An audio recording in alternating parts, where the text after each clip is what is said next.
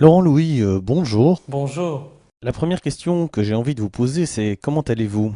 Oh ben écoutez, ça va très très bien. C'est vrai qu'avec mon vécu, j'ai appris à relativiser un peu les choses. Depuis que j'ai quitté le Parti populaire, je me sens totalement libéré.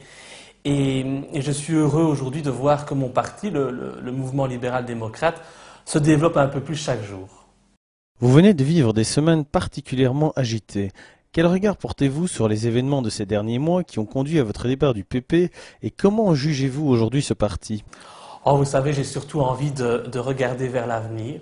Comme beaucoup d'autres, j'ai cru au PP, à ses idées, à son manifeste. Il y avait certainement des idées qui étaient très très bonnes, mais assurément il y avait un gros problème au niveau de la direction, il y a un manque total de leadership. Tant Rudy Arnaud que Michael Morikamen n'ont pas réussi à être élus alors qu'ils avaient pourtant pu bénéficier d'une couverture médiatique assez importante. Le score de Michael Morikamen à Bruxelles ne fut pas bon du tout, on peut même dire que ce fut une catastrophe. Et c'est de là que viennent véritablement les premières tensions entre lui et moi. Je crois qu'il n'a jamais pu accepter que le PP ait fait son meilleur score dans mon fief en Brabant wallon. Donc c'est vrai que les thèses du Parti populaire depuis quelques mois devenaient de plus en plus des thèses racistes, des thèses où le rejet de l'autre était toujours une priorité. Il n'y avait aucune volonté de développer le programme du parti, qui restait en fait un simple recueil de bonnes intentions sans véritable réflexion approfondie.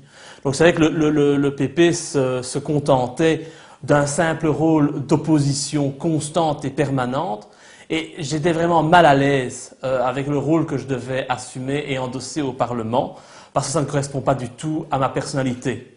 C'est vrai que ces derniers mois, au sein du Parti populaire, j'étais assez mal à l'aise, je ne me sentais pas bien dans ma peau, car le PP était devenu pour moi un parti trop extrémiste.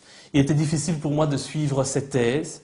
Je n'ai jamais été et je ne serai jamais un raciste ou un islamophobe. Et pourtant, je devais vivre dans une atmosphère qui l'était. Ça, on ne peut pas en douter. Il y avait aussi un grand manque de transparence au sein du Parti populaire, notamment au niveau financier.